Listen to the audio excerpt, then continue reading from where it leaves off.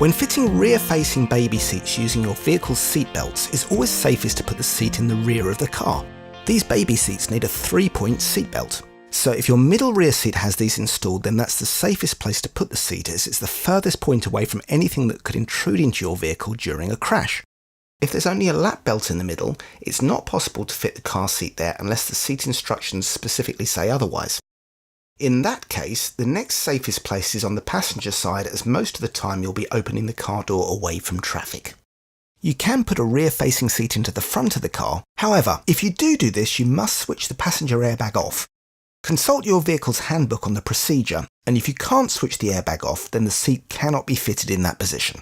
It's actually illegal to place a rear-facing seat in the front passenger seat if there's an active airbag, because the back of the baby seat is very close to the dashboard. If the airbag went off in an accident, it would hit the baby seat with some considerable force.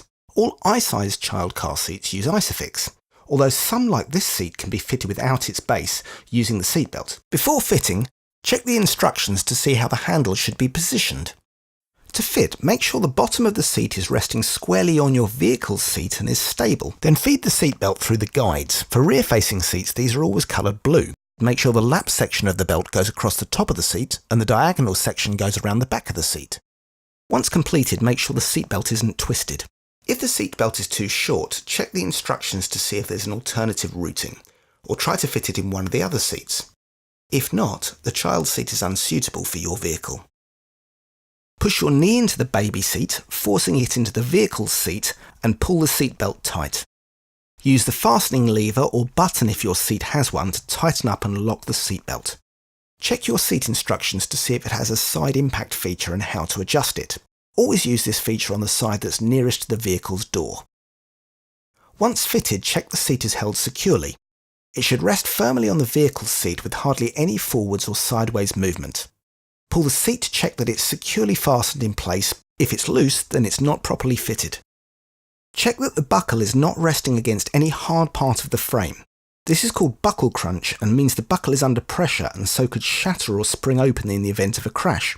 The buckle of the seatbelt must be level or lower than the baby seat. If there is buckle crunch, try fitting the seat in a different position. If that doesn't work, then you need to choose a different seat as it's not compatible with your vehicle. When putting your baby into the seat, it's not advisable for them to wear a heavy coat or thick clothing, as this may prevent the harness from working correctly in the event of an impact. Don't have the seat too upright, as you don't want your baby's head falling onto their chest. Do take some time to get them comfortably strapped in, and do make sure the internal 5-point harness that holds them isn't twisted.